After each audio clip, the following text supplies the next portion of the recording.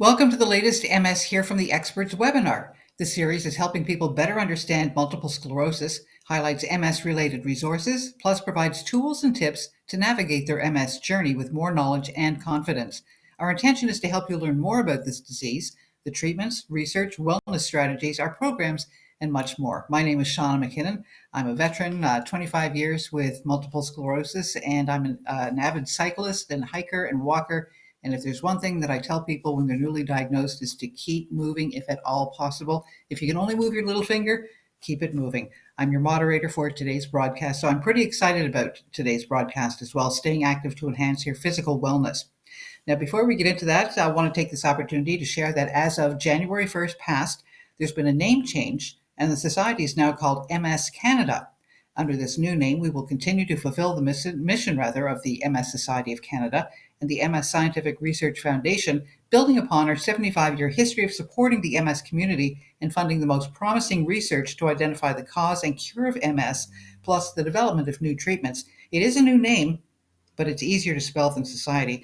But we do have the same vision as well of a world free of MS. Stay tuned because over the next few weeks and months, you're going to hear more about the transition and you're going to see changes which will include our visual presence, especially on social media, a refreshed website that will also be more user friendly, plus incorporate more engagement opportunities for the MS community and new email addresses. Now, before we get started with the presentations, let's briefly go over a couple of housekeeping items.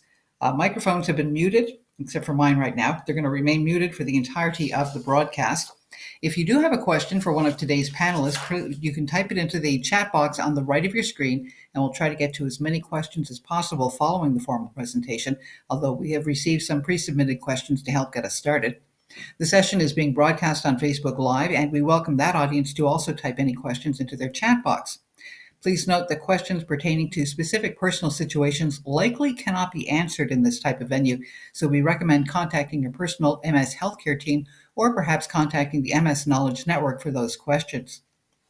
The session is being recorded and it's going to be available soon on our website in English, and we're going to be adding French subtitles to the recording, but that version won't be available for several weeks. The recordings will be available on our website under Nationwide Webinars from the archived page and on our YouTube channel, and a Facebook Live recording will also be available.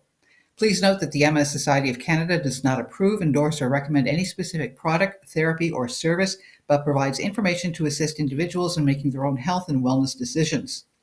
Today's broadcast is an opportunity to learn more about enhancing your physical wellness, which can help to enhance your quality of life, even when there may be some bumps in the road with your MS journey. Doing something is always better than doing nothing.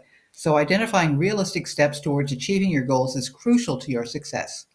Now, our expert today is Dr. Sarah Donkers. She's an assistant professor with the College of Medicine at the University of Saskatchewan. She's a physiotherapist turned researcher who specializes in neurorehabilitation in addition to her clinical experience. Dr. Donkers has conducted numerous studies investigating interventions to promote improvements in walking, balance, mobility, physical activity levels, symptom management, and neural recovery in MS. She's dedicated to improving the access to and quality of rehabilitation services for individuals living with MS. Welcome, Sarah. Thank you so much, Shauna. And thank you to MS Canada for having me here. And thank you to all of you for being here. So today I am going to give a brief overview, essentially of the why, the what, and the how of being active with MS. So with the why, we'll talk about benefits of physical activity, essentially the why it's important to maintain a physically active lifestyle. With the what, we'll go over some terminology and talk about different types of exercise. Then with the how, I'll end with some recommendations, tips, and of course, resources. So first off, I wanted to emphasize that the presentation title says physical activity to enhance physical wellness. And the important thing to remember is that there are numerous benefits of being physically active in addition to just physical benefits. It's easy to focus on those physical benefits, right? Physical activity has physical benefits, and also many people living with MS, as you guys would know, experience physical concerns like weakness or muscle stiffness. But it's important to recognize the comprehensive benefits of being physically active with MS. So benefits beyond the physical, improving coping, motivation, providing a sense of empowerment, control, improving mood, overall psychosocial well-being. All of those are important components of living well with MS. So I like to think of comprehensive components of wellness. And here, these are comprehensive components of brain health, because maintaining a physically active lifestyle can address many of these components. So shown here is just one model or framework. This one comes from the Cleveland Clinic, and they emphasize that lifestyle, essentially our behaviors, are what we do day to day, that our lifestyle has a profound effect on influencing brain health.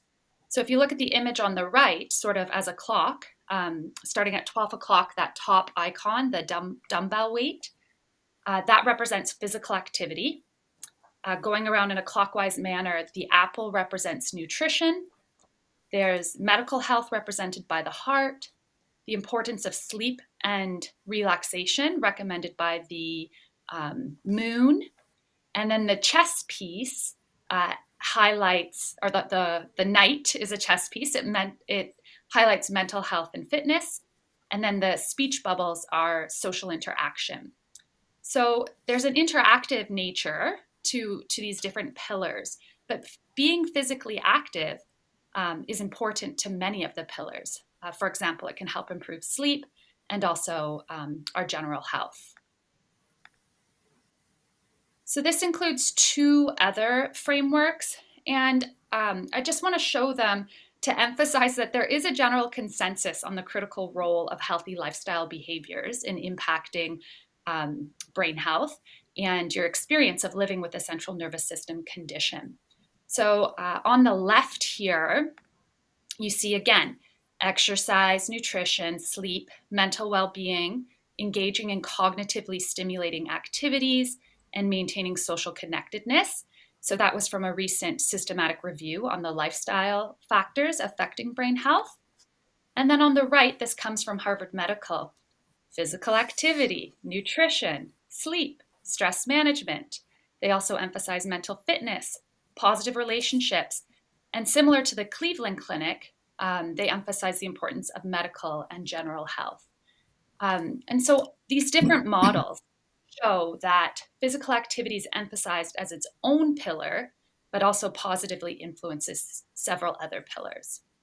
So there are numerous benefits to being physically active, and these benefits go beyond just the physical. So one of the reasons I emphasize benefits is it helps you with decision making, it helps with motivation, and it can also help with your goal setting, because different types of activity and different intensities of activity have different benefits.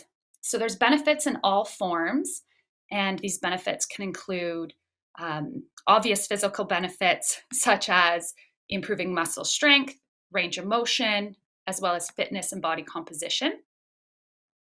There's also mobility, so ease and efficiency of movement. It helps maintain our ability to move, and that doesn't always mean walking. It could be transfers, rolling around in bed, getting up and off the floor or other surfaces. So I like how Shauna said, move at any expense, even if it's your pinky finger. I always say anything is better than nothing. And that's especially true for mobility. So finding little bouts of movement, even while you're sitting here listening to me, is beneficial on some level. Exercise, there's a lot of research showing the positive impact of exercise on symptom management, especially fatigue, pain, spasticity. I mentioned sleep already, some of the mood and emotional symptoms. It can help how we're experiencing those things. The verdict is still out with the research in terms of the role of exercise in cognitive impairments. So if you do have a cognitive impairment, exercise could potentially help your brain's capacity to cope with that impairment, but we don't really know if it improves the impairment. But as I mentioned earlier, that exercise does help with overall brain health.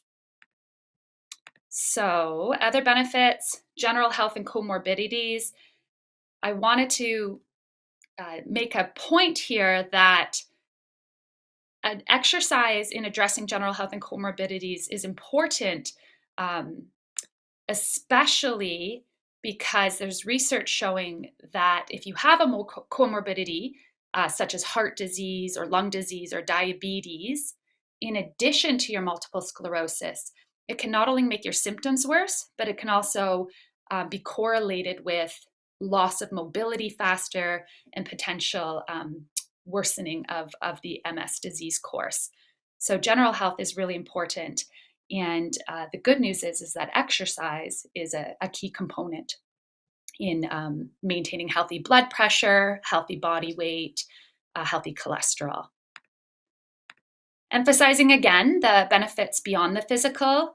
I mentioned already this sense of coping, control, and also a sense of empowerment in a condition that sometimes you might feel you have no control over because of the fluctuating nature of it. And in the long term, it can help you maintain independence and essentially that's what we care about, right? Allowing you or giving you opportunities to participate in your meaningful life tasks that have an influence on your quality of life. I get asked all the time, what is the role of exercising in disease modifying therapy? And with that, I have to say the verdict is still out. This is where a lot of the research is happening at the moment. So, most of the work that we do have on disease modifying effects, so what is exercise actually doing to the MS disease process, to the inflammation in the brain, to the autoimmune process in the brain, most of the work we have to date comes from animal models. And yes, this looks promising. It's suggestive that exercise can influence disease progression and the rate of that disease progression. But there's still a whole lot to be learned in human studies. And I will come back to that in a moment. So exercising is important, but it's not easy. And we need to acknowledge what exercise can and cannot do. So, exercise won't cure your MS and it won't eliminate or so get rid of your underlying neurological impairments, but it can positively influence your experience of living with MS. And it also improves your ability to best manage your MS. So, it does have numerous benefits and it will help you live well despite your MS. So it does help us over time manage our symptoms. But if you're starting a new program or if you're changing the intensity of your program in that acute short term, you might actually feel some temporary worsening of your symptoms. And the reason I bring that up is that is common and it's referred to as a pseudo exacerbation or like a temporary worsening. And so, having that in mind, it's important to gauge how long any symptom flare ups might last for and to plan for some rest after you've done a bout of physical activity. And I always talk about having safety plans, right? So, say you started your exercise program, but by the end of it, maybe it's harder for your foot drop. Maybe when you're walking, you might catch your toe a little bit more. You've worked your muscles hard, which are great to help with improvement, but it might temporarily have caused some fatigue or some local weakness. And so using a walking aid to help keep you safe for those 30 minutes or up to 2 hours after exercise while you're having your rest might be a great idea. So just keeping in mind what exercise can and cannot do is important. We want to be realistic, but we also want to be motivated because there's lots of great evidence for why you should absolutely maintain a physically active lifestyle with MS. So this slide, if you there's a risk, and the risk it's showing is the risk of premature death. What I want to point out is on the graph, between the first point and the second point, you see the steepest decrease in risk of premature death. And that is for people who are not currently active or do very little activity. So just by increasing your physical activity, a small amount can lead to dramatic improvements in your health, in your general health, which can influence not only quality of life, but also length of life. So even little changes in physical activity can have a huge impact. And perhaps those who are more sedentary slash least active have the most to gain from changing their fitness levels even a little. So I wanted to come back to this idea of the research going on now with regards to, is exercise a disease modifying therapy? There is a lot of research going on right now, and this research is trying to better understand the role of exercise in promoting remyelination, the role in preventing neurodegeneration. We're also looking at exercise as a primer for the nervous system. So if we can give, little bouts of high intensity aerobic activity, which has been shown to increase blood flow in the brain and sort of increase facilitation, so for the brain to learn, and then we pair that with rehabilitation, do we get better outcomes? We're exploring that priming role. Lots of research is looking at combination therapies, so drugs for remyelination or drugs for preventing neurodegeneration paired with exercise and other forms of rehabilitation, as well as neuromodulation with exercise. So it's an interesting and exciting time in the research world. And this means we're going to have better answers soon in terms of dosage. So dosage is really what sort of amount do you need to get these different types of benefits? And if there is a dosage for disease modifying effect, when do we have to deliver it, at what intensity, and who, right? Who is going to best respond to that? So those are the things we're looking into now. And I hope to have, in the near future, more exciting results to share. So I'm going to move on to the what. So this is some terminology here. A lot of people use physical activity and exercise interchangeably. And it's true that exercise is a type of physical activity. So physical activity, though, can be anything. Me sitting here waving my hands is essentially physical activity. So physical activity is any task we do that moves our body, that puts some sort of demand on the systems of our body. Physical activity has obviously a spectrum of intensities and a range of different activities. And just one of those at a higher, sort of more structured range is this exercise. So exercise is its own subcategory of physical activity. And exercise just tends to be more structured.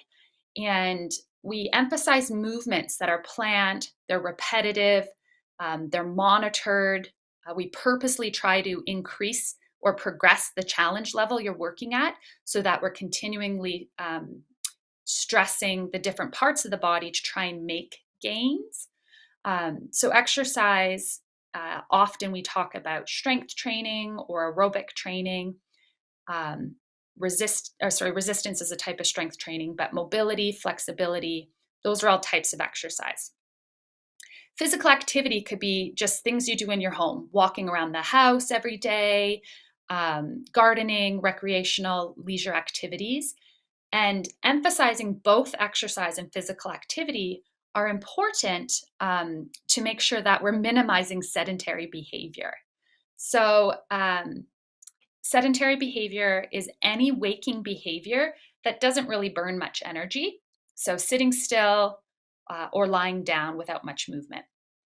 And the reason we have to think about sedentary behavior is the amount of sitting we do in a day where we're not moving, because you can sit and be active, right? But if you're just like sitting and not moving, or especially sitting reclined and not holding your own body weight up, that amount of sedentary behavior can be its own additional risk factor for health and lifespan. And there's research done specifically in people with MS that has shown if you have an increased sedentary behavior during your waking hours, it's associated with unhealthy medical factors such as increased blood pressure, but also decreased brain volume. So there's a lot of emphasis being put on not only exercise, but sprinkling bouts of physical activity in many different ways throughout your day and your daily routine so that you're building towards a less sedentary lifestyle, or you're minimizing the bouts of long sedentary behaviors. So even just breaking up 30 minutes of sitting with a little bit of trying to sit up tall or arm boxing um, as a type of light physical activity has benefits. So I mentioned intensity across any type of physical activity and even within different structured exercise programs. How hard you're working can range from light, moderate, and vigorous. So even light physical activity has benefits over sedentary behavior. When you're doing structured exercise, so carving out a chunk of time in your day where you're intentionally challenging yourself a little harder than you usually would to try and get those fitness gains or those benefits, we typically want to work at more of a moderate pace. If you are more able-bodied or less physically affected by your MS, and maybe if you have a higher fitness level to start with, it is safe with multiple sclerosis to work at those higher intensities. It's just a matter of listening to your body, and like I said, scheduling that rest afterwards if you need to, and knowing that in the short term when you're starting a program, you might feel more tired, right, for week 1 and week 2 while you're learning, and your cardiovascular system and your musculoskeletal system are building their capacity or getting better at responding to the demands you're putting on them.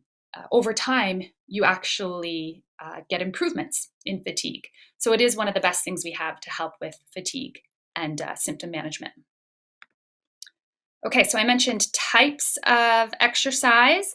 This is the typical list of structured exercise. There's aerobic training or cardiovascular training, and this is looking at continuous bouts that are challenging how hard we're breathing and how hard our heart is pumping. And the general recommendations say, you should be striving for 3 to 5 bouts across a week of up to 30 minutes. But you can get benefits, and if by just doing small little bouts of moderate to higher intensity activities. So even 30 seconds, or building, to 1 minute to 2 minutes, and then taking a breath, and then repeating that. All of that is beneficial to your cardiovascular as well as your cardiometabolic system. When we talk about muscle strength, this is typically resistance training. It doesn't have to be fancy here. It can be fancy here. I mean, if you go to a gym, if you have weights at home, it can be fancy, and that's good. But you're also getting benefits just by putting load through your muscles and putting load. When I'm saying load, I mean a resistance.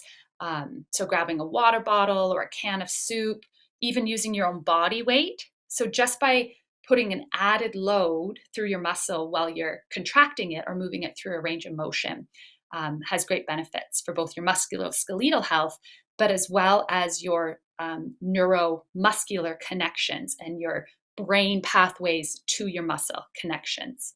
So emphasizing aerobic and muscle strength can help build the capacity to maintain the functional movements that we need to do the meaningful life tasks you want to stay a part of. Other components are flexibility, mobility, and what's often referred to as neuromotor, which is kind of coordination activities, balance or coordination challenging activities. Brain games kind of fall into here because often they are challenging our neuromotor coordination. When we talk about flexibility, that is emphasizing increasing your muscle length, right? So if you want to work on flexibility over mobility, flexibility, you need to hold longer. So you want to look for a sense of a stretch in your muscle, and you really want to work on trying to hold that stretching sensation for 1 to 2 minutes. Mobility is more about maintaining the range of motion that you already have. And it's really, really important with mobility to put your body and all your different body joints into positions that are out of your postural habits that you're typically in during the day. Otherwise, we can lose mobility or range of motion in our joints without even knowing it. So, what I mean by that is, often we all sit more, right, for a living now, especially with tech, especially past the pandemic when we're at home more. But if you're experiencing mobility challenges from your MS, you're definitely going to be sitting more. And just by sitting more, it pulls our body into flexion, right? We tend to slouch, our shoulders roll forward, our spine rounds. And if you are just sitting like that every day, we are losing the mobility or the movement into the range of motion of extension. So, I talked earlier about breaking up bouts of sedentary behavior. And a great way to do that while you're still sitting is just trying to sit up tall or setting an alarm for every 30 minutes. You're going to take 30 seconds and sit up as tall as you can. You're going to look up to the ceiling. You're going to open your chest and you're going to turn side to side. Because all you're doing here is focusing on your mobility, your movement. You're taking your joints through the range of motion they don't typically get to go through in a day. Okay, so styles and approaches. They, like such as yoga, Pilates, Tai Chi, they have several benefits. Yoga itself doesn't mean you're just doing flexibility. You can go to challenging yoga classes that you're also getting resistance training through the body weight training. And maybe the intensity of that yoga is higher. So you're getting a good workout, you're getting your sweat on. So just because it's called yoga doesn't mean you're only going to be doing flexibility. And same with Pilates. So these styles or approaches often cover multiple different domains of exercise. So they tend to be blended movement programs. And one thing that's nice about them is they also really emphasize a mind-body approach. So you're building body awareness, but you're also building mindfulness, which has numerous benefits for our nervous system and just for well-being overall. So that's a brief rundown of types of exercise. What type of exercise is best? I'm sure you guys have heard this before, but at the end of the day, we can have all the research in the world saying this is what you need to do for exercise to be a disease modifying therapy, or this is what you need to do to get a certain benefit. Knowing all of that does nothing unless it's something that you can do, right? Unless it's something that works for you and your body, it's something you can maintain consistently, that there is more benefits than challenges. So, what type of exercise is best? It's very, very individualized. Obviously, we are all individuals, but with MS specifically, because it's such a variable condition and how it manifests in each individual is quite unique. What is best for you is different than what is best for someone else. And at the end of the day, you're going to get the most benefit from an exercise program that you will do. Keep in mind that there's a range of benefits in all. So if you hate sweating, that's too bad, but we'll try to find ways to get you cardiovascular or aerobic activity without sweating. But there's lots of other types of exercises you can be doing.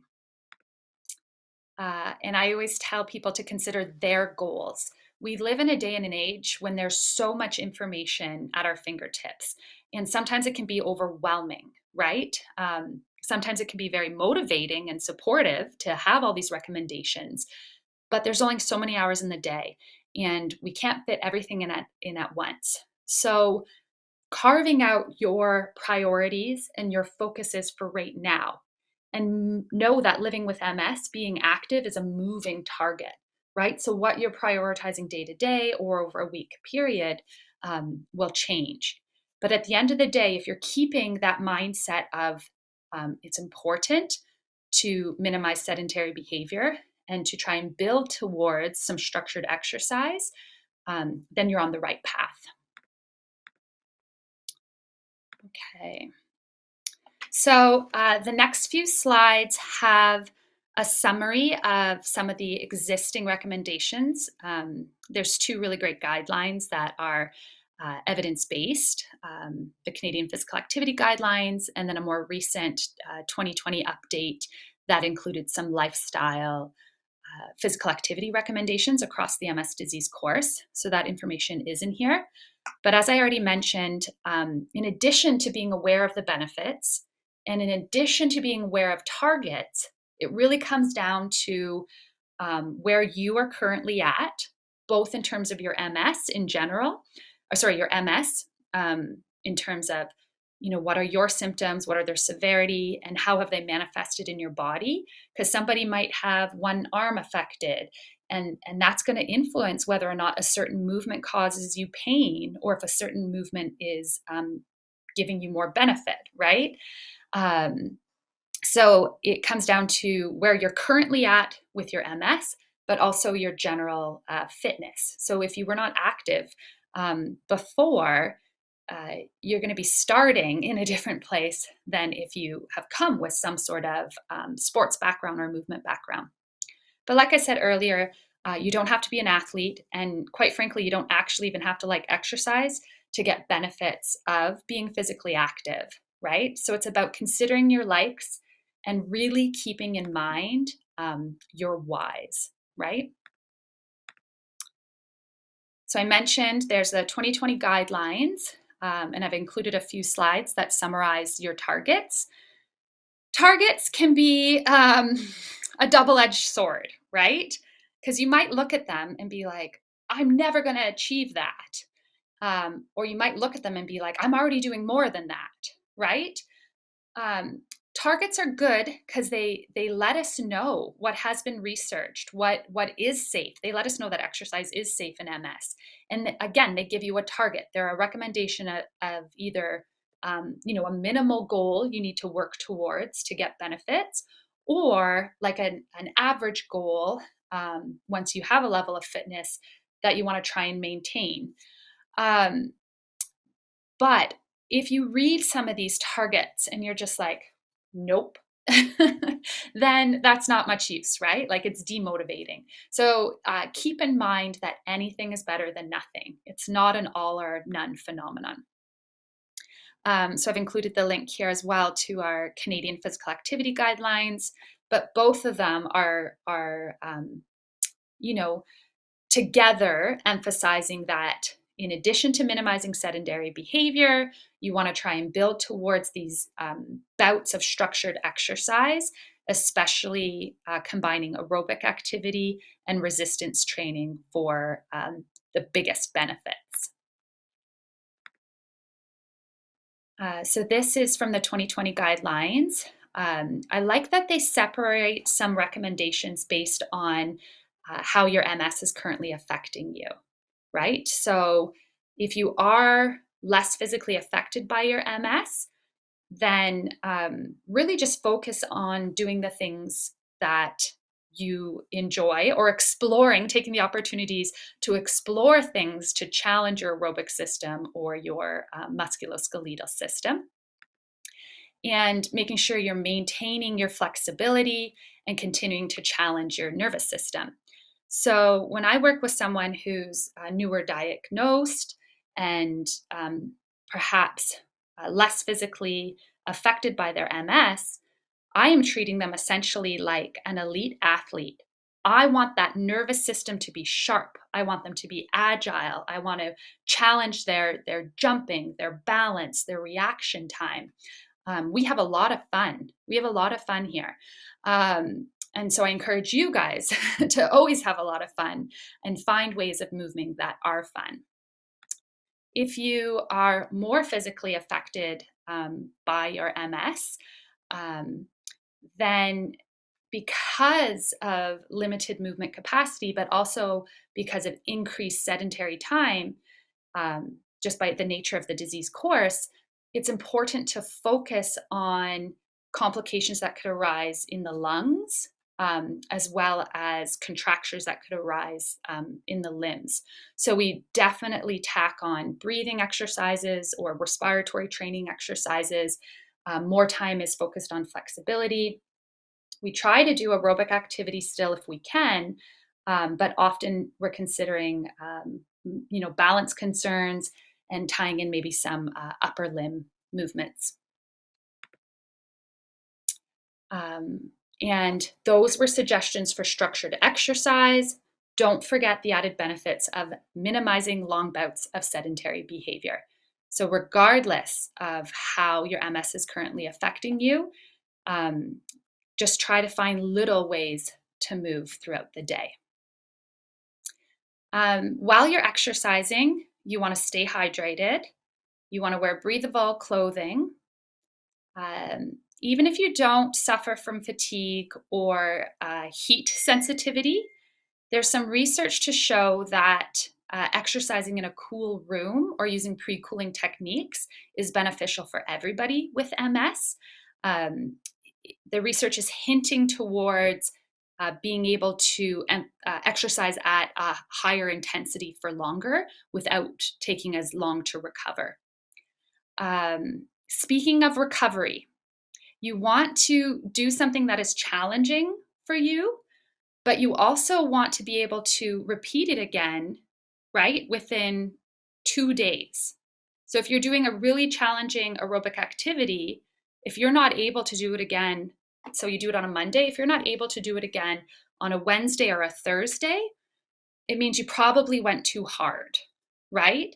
So challenging is good, but challenging so that we can recover, so that we can maintain consistency.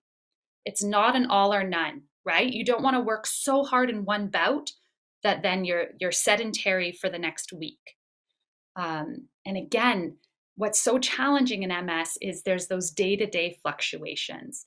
So just listen to your body, and I encourage everyone to keep a diary or use some sort of fitness tracker, right? What sort of heart rate was I working at? On a scale of 0 to 10, how was my fatigue, or how was my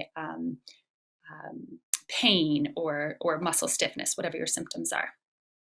And then while you're exercising, consider safety. I mentioned already, your movement performance and your reaction time might be slightly less after you've done a bout of exercise. So schedule in some rest, use supports if you need to. The other thing to consider with safety is if you do have balance concerns, set your environment up, right? That you have supports if you feel like you're going to lose your balance, you're not going to fall and hurt yourself, or you have a support that could help you. Okay, so those were tips for while you're doing a bout of exercise. These are tips for approaching a physically active lifestyle overall. I mentioned already, it doesn't have to be fancy, right? There's so many things we can do at home, and there's been so many ideas that have come up since the pandemic when everyone was stuck at home. Um, that being said, it can be fancy. So if something fancy is going to help you commit and it's going to help you show up, then you do you. But I encourage you to look for fun ways to increase physical activity around the home.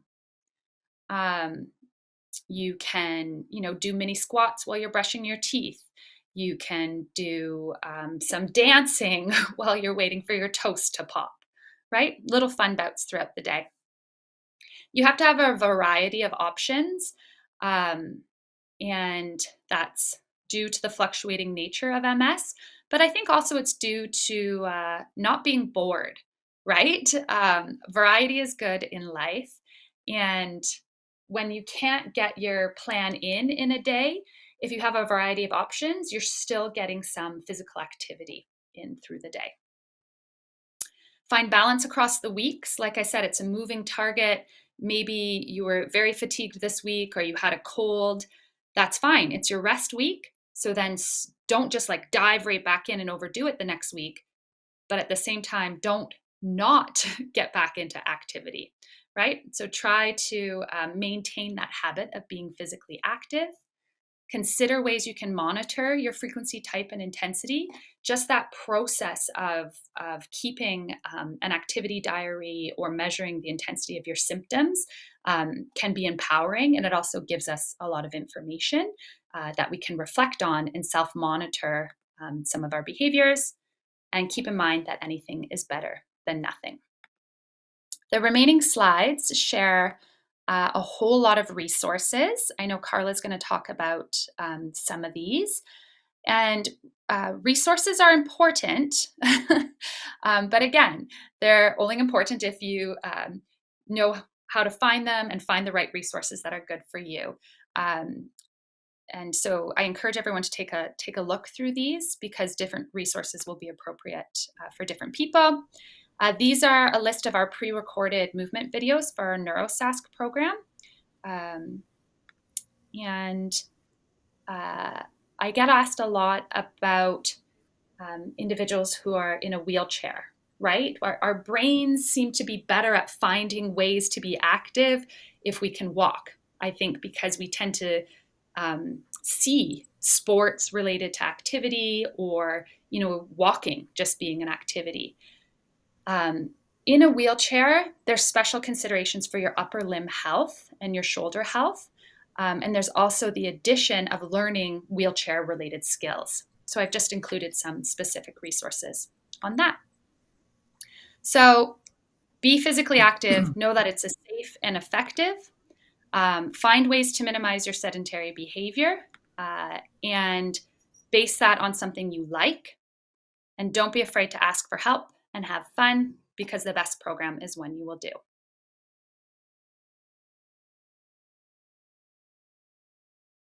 Informative presentation. Now I'd like to introduce you to Carla Holton. She's an MS Canada staff member, and she's joining the broadcast to give a brief highlight of the MS wellness programs that she manages. Thanks so much, Shauna. And thanks for all that great information, Dr. Donkers. I'm just going to highlight our wellness offerings from MS Canada this evening. And the first one I want to touch on is the NeuroSask program. Obviously, without Dr. Donkers and her team, this program wouldn't have come into fruition. So thank you to Dr. Donkers for being such an important part of that program because I know it's well loved by so many. So NeuroSask is a Saskatchewan-led initiative through the University of Saskatchewan's College of Medicine in collaboration with MS Canada.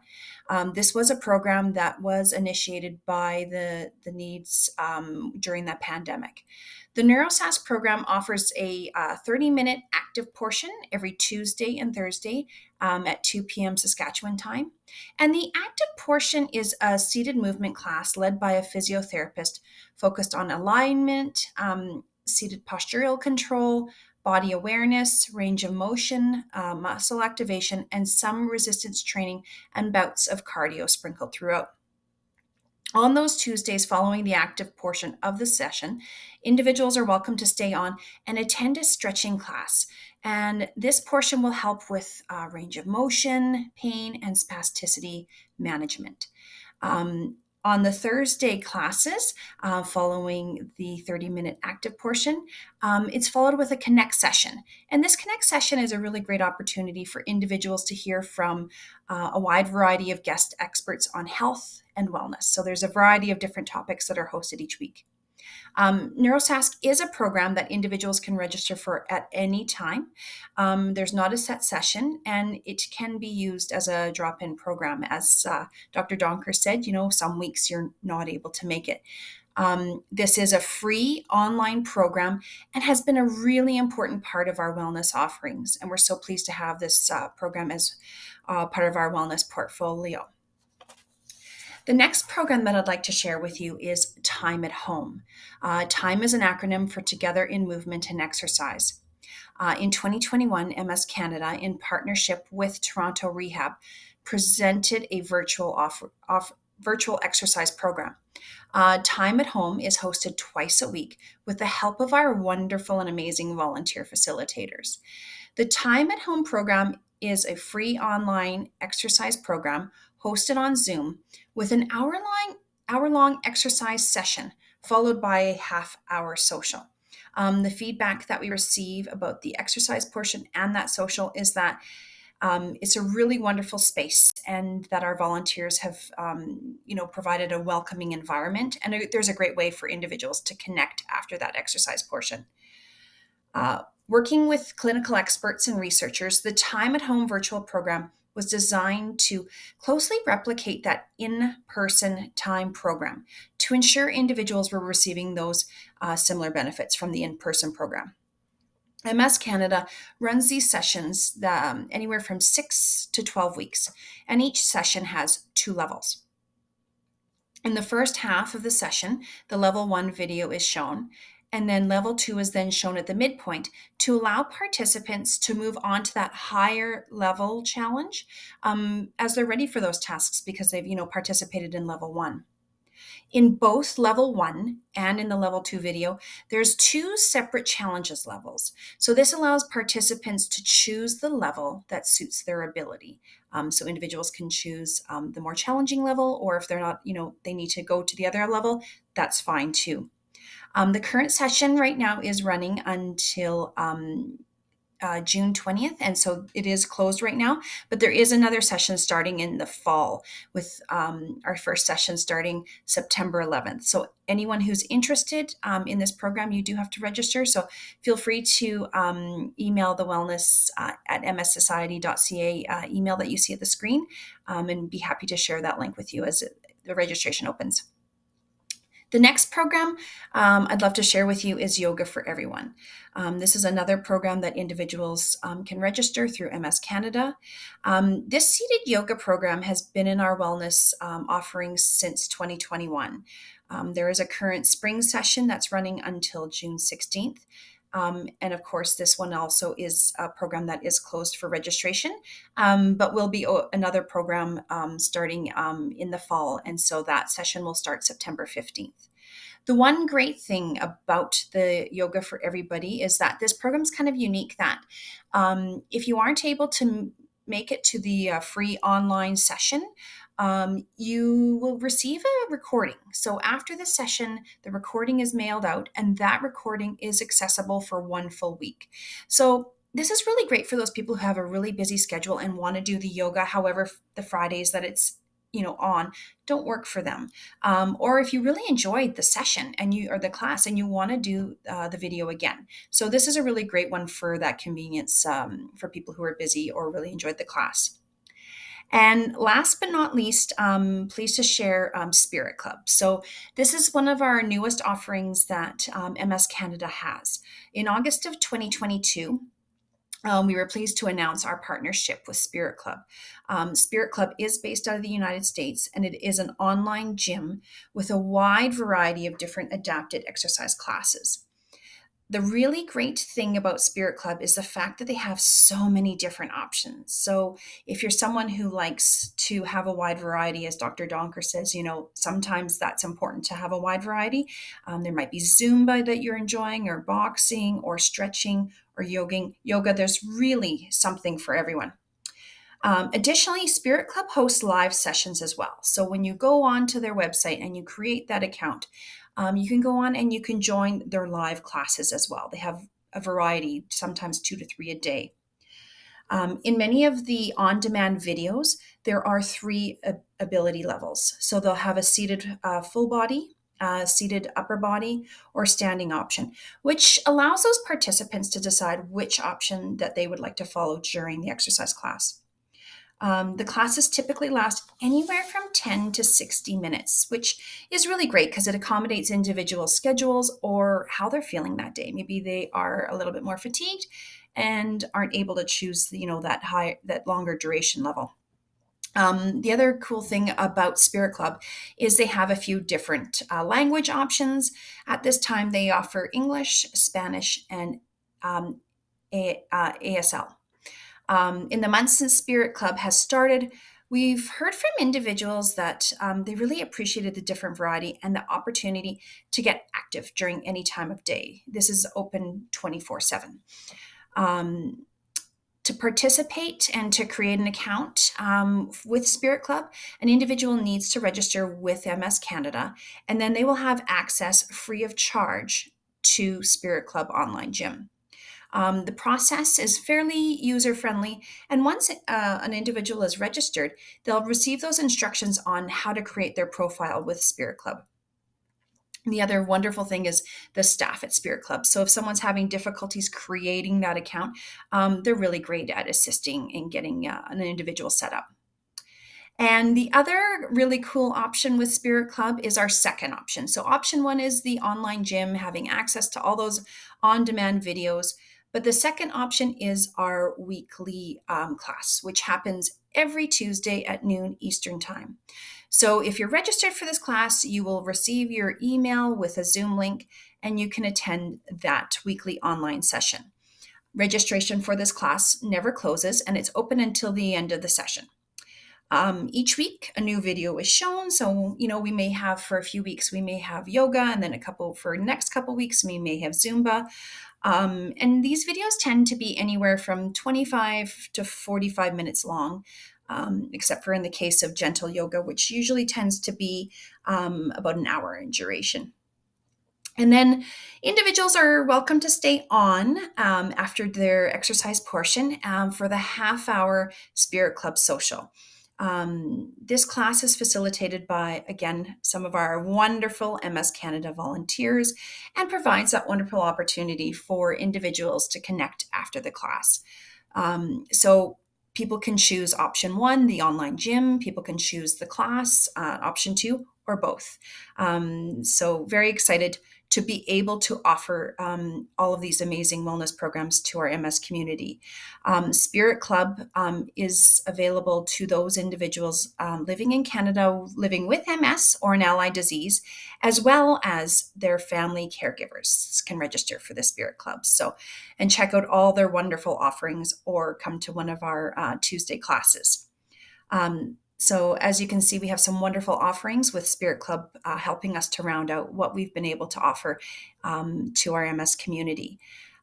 Happy to take any questions at the end. As well, if anything pops up afterwards, feel free to email that wellness at mscanada.ca, and would be happy to connect with you. I'm going to direct us back to Shauna, and thanks everyone for coming out this evening. Thanks very much, Carla, for highlighting those programs, and I think I'm going to be checking out a couple of them myself. We do have a couple of minutes left for a couple of questions, and so I'm going to get Dr. Donkers back on here. I know that you mentioned, and I could talk to you about this for hours. I find this all fascinating. You did mention about the some of the research that's going on in exercise and for people with MS.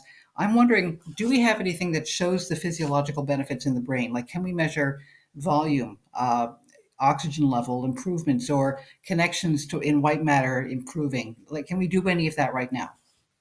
Yeah, absolutely. And I do some of that in my lab. No measurement technique on its own is perfect. So we like to use a combination of techniques. And challenge with brain imaging is it's capturing typically the anatomy or the structure of the nervous system, and we can't always capture the connections or the functioning necessarily in real time. But in our lab, we use transcranial magnetic stimulation.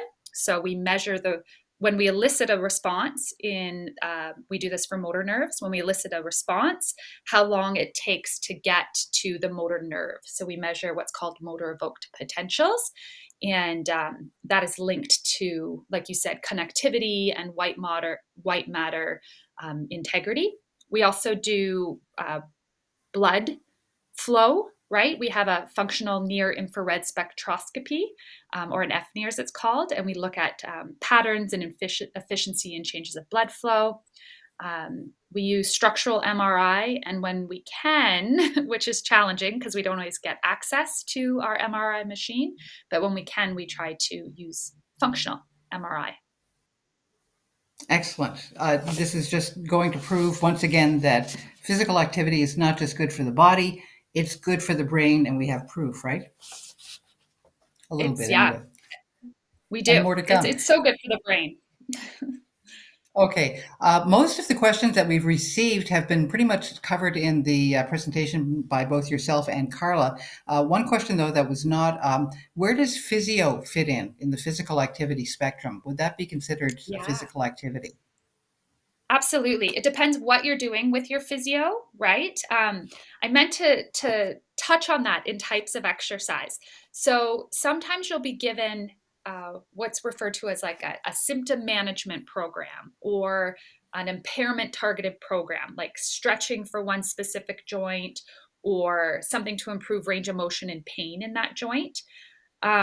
Those are important, and keeping those as part of your regular routine will help minimize barriers to being active and help with symptom management. But you shouldn't only do those, right? If that's all you can do, that's great. But in addition to those isolated movements or therapeutic activities, you really want to try and find ways to build in structured physical activity. And your physiotherapist can help you find a program that's right for you or help you design a program that's right for you. And a really great physiotherapist is going to ensure that you're doing both and structure your exercise training around your meaningful functional goals. Excellent. Kind of related, somebody wants to know about being in a wheelchair, and although you did touch on this very briefly, this person wants to know if you can get the same benefits from exercise if they are in a wheelchair and can only work out with their arms. Absolutely, you can. It is harder because our arms are smaller muscle groups, and also when you're in a wheelchair, you're using your arms so much through the day, right? You're using them for activities they weren't necessarily designed for or prepared for, right? Just transferring in and out of a wheelchair. So it's a fine balance between preparing those limbs and making sure they're not overused or tired, uh, and also using them to get that cardiometabolic aerobic activity benefits. There's so many great resources for upper limb based aerobic training in a wheelchair that we borrow from spinal cord injury, that we can borrow from spinal cord injury. Yeah, and there's great research on the benefits of even wheelchair-based aerobic activity for cardiometabolic health, as well as brain health. Okay, one last question here. Fitness coach versus physical therapist, who might be best to help modify exercise for people with MS? That really depends on who you're seeing, right? Which one maybe is more aware with multiple sclerosis, and also which one has more time to spend with you to find out what's best for you. And I did a research project that combined the two. We used physical therapists as physical activity coaches and health behavior coaches to change physical activity levels in MS. So try out different ones because nowadays it's much less about what profession they were trained in and more about their clinical specialization, right? And the continuing education they've done, the people they've worked with, and their approach. So ask questions of these people. Absolutely. Okay. Well, thank you very much, Dr. Donkers. As we wrap up today's podcast, we want to remind you about the MS Knowledge Network, which is staffed by trained navigators who provide consistent quality information and support. And you can connect by phone, email, or live chat through MS Canada's website. And you can know that the interactions are confidential. The information is trustworthy. Navigators can help you learn more about the programming and the resources that we offer. Plus, they can help you find other community or government supports and programs. And you can also get you, or they can also get you signed up for the monthly MS Canada e-newsletter. So we would like you to be part of the MS community and encourage you to get involved with our programs, the services, the events, government relations, volunteer opportunities. These days, connecting with each other is more important than ever, and more information is available on the website www.mssociety.ca. If you have questions or you need support for this webinar or any of the education activities, you can reach out to the education team by email to education@mscanada.ca. So on behalf of MS Canada, thanks for tuning in for today's webinar. Have a good night.